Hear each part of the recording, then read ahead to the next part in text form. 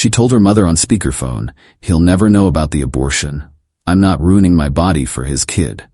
I was standing right there. I said nothing, just walked out and filed for divorce that afternoon. Next morning, a process server was waiting at her Pilates studio. I, 35 male, got home early from a conference in Denver. Keynote speaker had food poisoning. Whole thing got canceled. Instead of coming back Friday night, I walked through my garage door at 2:47 p.m. on a Wednesday. Heard Natalie's voice from the living room. She was on speaker, talking to her mom, Denise.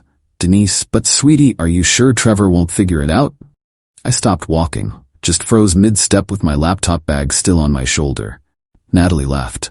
"Mom, relax. I told him I had that legal conference in Austin last week. He believed it. Men are clueless about this stuff. But he's been so excited about trying." "Yeah, well, I wasn't about to let that ruin everything. You know what pregnancy does to a woman's career? I just made partner. I'm not throwing that away because Trevor wants to play house." My hand was on the wall. I needed it to stay upright. "Denise, so it's really done? The abortion?" "Last Tuesday. Quick procedure, home by 3 p.m. He'll never know. I'm not ruining my body for his kid. Not happening." "What if he asks about why you're not getting pregnant?" "Natalie, I got an IUD put in during the same appointment. I'll just keep pretending we're trying. It's not like he can tell the difference." They both laughed, my wife and her mother. Laughing. We'd been trying for 8 months. She'd cried every month when her period came. Real tears, or so I thought. We picked out baby names. She'd sent me links to nursery furniture, all of it fake. I didn't storm in. Didn't confront her. Just backed out through the garage, got in my car, and drove straight to my college buddy Ben's law office. Ben's been a divorce attorney for 12 years. I sat in his office and told him everything. He didn't look surprised. "How fast do you want this done?" he asked. "Yesterday." "Trevor, man, I'm sorry, that's brutal. But here's the reality. You're looking at splitting marital assets roughly 50-50. The house, retirement accounts, savings. She just made partner, so alimony's probably off the table at least. I don't care, just get me out." We spent 3 hours drafting paperwork. By 6 p.m., the divorce petition was filed. Ben called his guy Dale, retired cop who serves process. "She does hot yoga every Thursday at 7 a.m. at that place on Market Street, right? Core Power. Never misses it. Dale will be waiting in the parking lot. She'll be served before her first vinyasa or whatever." I checked into a hotel. Didn't take anything except my laptop and a change of clothes. Left my wedding ring on the kitchen counter with a note. "Heard your call with Denise. We're done." Started getting calls around 10 p.m. Natalie. Ignored every single one. 32 calls that night. Didn't listen to a single voicemail. Update 1. Dale texted at 7:03 a.m. Delivered. She went white as a sheet. Asked if it was a prank. I said, "Nope, you're being divorced. Have a blessed day." My phone lost its mind around 7:20. Natalie, Denise, her sister Kristen. Blocked all of them. Then the emails started. "Trevor, what is happening? Call me right now. You can't just divorce someone without talking to them." "Trevor, this is Denise. I don't know what's gotten into you, but this is extremely childish. Call my daughter back immediately and work this out like an adult." "Dude, WTF? This is Kristen. You're really pulling this?" "Over what?" Deleted all of them. Ben called at 9 a.m. So Natalie hired Philip Rothstein. Corporate attorney, handles some family law. He's already pushing for an emergency meeting. No meetings. "Trevor, you have to negotiate at some point. Then we'll do it through you. I'm not sitting across a table from her." Changed the locks that afternoon. Had my buddy Derek install cameras at every entry point. Front door, back door, garage. Cost me $800, but worth it for what happened next. The divorce papers gave her 48 hours to collect essential personal items. She showed up at 4 p.m. with Denise and Kristen. Watched the whole thing on my phone from the office. Natalie tried her key. Nothing. Pounded on the door. "Trevor, open this door. This is my house." Denise literally screeching. "This is illegal. You can't lock her out of her own property." Kristen, "Just call the cops, Nat. He can't do this." They did. 2 officers showed up about 20 minutes later. "Officer, ma'am, do you currently live here?" "Yes, we're married. Of course I live here." "But you were served with divorce papers this morning, correct?" "Natalie, that doesn't mean he can just lock me out." "Officer, Actually, ma'am, during a separation, your husband has the right to secure his property. Do you have somewhere else to stay? Watching her face go from entitled rage to shocked disbelief through the camera was incredible. Denise stepped in front of the camera. Trevor, I know you're watching. This is ridiculous. Be a man and let my daughter get her things. I texted Ben. Tell Rothstein she gets supervised access Saturday morning. 2 hours. She brings one person, you'll be there. Take it or leave it. That night, Natalie's best friend Vanessa started texting me. Hey Trevor, look, I know you guys are going through something, but Natalie is wrecked. She's staying at her parents' and she won't stop crying. Can you at least talk to her? No. Come on. 6 years of marriage and you won't even have a conversation? She made a mistake. We all make mistakes. She didn't make a mistake. She made a choice and lied about it for weeks. You're being really cold. Do you know how humiliating it was for her to get served at Core Power? Everyone saw. Her entire yoga class is talking about it. Good. Hope they talk. Update 2 Saturday morning. Ben showed up at 9 a.m. Natalie pulled up at 9:02 with Kristen. Natalie had definitely been crying. Mascara slightly smudged, eyes red, trying to look pitiful. Trevor, please, can we just talk? Alone? No. You won't even hear me out? I heard everything I needed to on Wednesday. Ben handed her a printed list. These items have been identified as your personal property. You have 2 hours. Natalie looked at the list like it personally offended her. 2 hours? I lived here for 4 years. Then prioritize, I said. Kristen jumped in. You're really enjoying this, aren't you? Making her suffer? No, I'm making this efficient. Big difference. They went inside. I stayed in the living room, scrolling through my phone while Ben supervised. Natalie kept trying to catch my eye, start a conversation. Ignored her every time. About 40 minutes in, Denise showed up, walked right in without knocking. Trevor Mitchell, you look at me. I glanced up. You need to leave. You're not authorized. Authorized? This is family. I'm her mother. And you're trespassing. Ben? Ben stood up. Mrs. Patterson, you need to exit the property. Denise's face went red. After everything we've done for you, we welcomed you into this family. We paid for half your wedding. Appreciated it. Now leave. Natalie came running out. Mom, what are you doing here? Trying to talk sense into your husband. Ex-husband, I said. Technically still married for like 90 more days, but let's not split hairs. Natalie's eyes filled with tears. Trevor, please. I know you're hurt, but we can fix this. Counseling, therapy, whatever you need.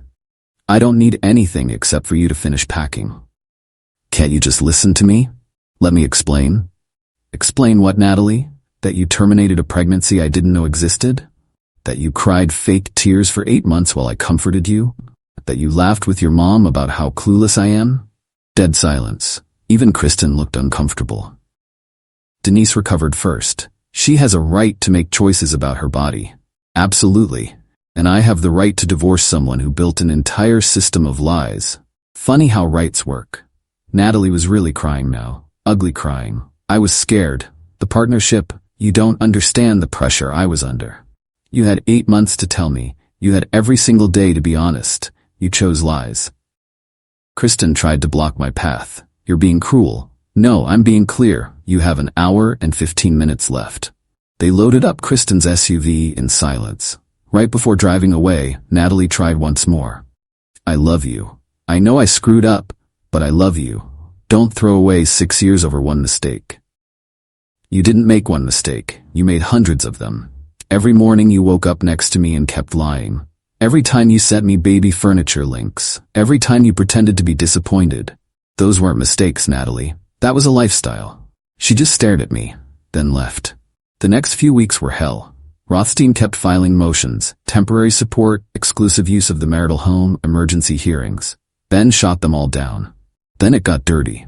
My HR department called. Someone had filed an anonymous complaint about me creating a hostile work environment and erratic behavior suggesting emotional instability. My boss knew the basics of my situation. Trevor, this is garbage. We looked into it. There's nothing here, but someone's trying to mess with your job. Thanks, Mike. I appreciate you checking. Divorce brings out the worst in people. Hang in there. 2 days later, my car got keyed. Deep scratches down both sides. parking garage at my condo has cameras, but they were conveniently malfunctioning that day according to building management. $3,200 in damage. Filed a police report. Couldn't prove anything, but I knew. Then, Rothstein filed the big one. Emergency spousal support motion. Claimed I'd abandoned Natalie without warning and left her destitute and homeless. Ben's response was surgical. He attached time-stamped transcript of the divorce papers. Served 7 a.m. Thursday, access denied 4 p.m. Thursday, well within the 48-hour notice. Doorbell camera footage of Natalie screaming, "This is my house." Denise on camera, "Make him pay for this." Bank records showing Natalie's new partner's salary, $185,000. The judge denied it. Ordered us to work out asset division and set a settlement conference in 60 days. But they weren't done. Vanessa started a whisper campaign. Suddenly mutual friends were asking me really pointed questions. "Hey man, heard Natalie's side of things, pretty intense. Would you hear that you, basically forced her to get pregnant and then went psycho when she couldn't handle it? That's creative. So it's not true? Opposite of true, but believe what you want." Lost a few friends over it. The ones who believed her story without asking mine weren't real friends anyway. The real escalation came when Denise showed up at my office. Security called me. "Mr. Mitchell, there's a Denise Patterson in the lobby demanding to see you. She's becoming agitated. Call the police if she won't leave. I'm not coming down." She left before the cops arrived, but sent me a 5-page email that night. The highlights: I was destroying her daughter's life. I was heartless and vindictive. I should be ashamed of myself. The abortion was none of my business. Wild take. I owed Natalie at minimum $50,000 for emotional damages. If I didn't pay, she'd make sure everyone knows what kind of man you really are. Forwarded it to Ben. Is this legally actionable? It's borderline harassment. Save it. If it continues, we can get a restraining order. Final update. The settlement conference was 8 weeks after I filed. Rothstein walked in looking tired. Natalie looked worse. Thinner, dark circles, dressed professionally, but you could tell she was struggling. Ben laid it out. We split the house equity. We split retirement accounts based on years of marriage. My client keeps his 401k minus marital portion. Your client keeps hers. No alimony. Incomes are comparable now. Rothstein looked at Natalie. She nodded. The house sold for $520,000. After paying off the mortgage, $3,000 and $12,000, we each got $104,000. My 401k took a hit, had to give her $87,000 of the value accumulated during marriage. She kept her retirement accounts. I kept mine. Total cost, about $191,000 in assets, plus $22,000 in legal fees. Worth every cent. We signed everything. The judge finalized it 30 days later. Right before we left the conference room, Natalie stopped me. "Trevor, I really am sorry about all of it. I was selfish and I handled everything wrong." I looked at her. This person I'd loved for 6 years, who I'd trusted completely, who I'd built a life with. "Okay." That's all I said. Walked out. That was 3 months ago. Here's where everyone ended up. Natalie. Her partnership isn't going well. Apparently the stress tanked her performance on a major case. She's on a performance improvement plan, which is corporate speak for, "We're building a case to fire you." Heard this from a mutual friend who works in her building. The new boyfriend she started seeing broke up with her after 2 months. According to Kristen, who reached out to apologize for her behavior, he couldn't deal with the constant drama and crying about her ex-husband. She's still living with her parents. At 32, Denise apparently drives her crazy, but she can't afford a place on her own yet, with legal fees and the divorce settlement. Her relationship with Natalie is strained now. Turns out constant proximity reveals who someone really is. They fight constantly, according to Kristen.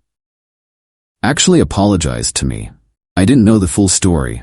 What she did was messed up. I'm sorry I came at you like that. We're not friends, but we're civil. The revenge. People keep asking if I feel guilty for ruining her life. I didn't ruin anything. She did that herself when she terminated a pregnancy without telling me and built an 8-month lie about trying to start a family. The process server at Core Power? That was calculated. Could have done it privately at home.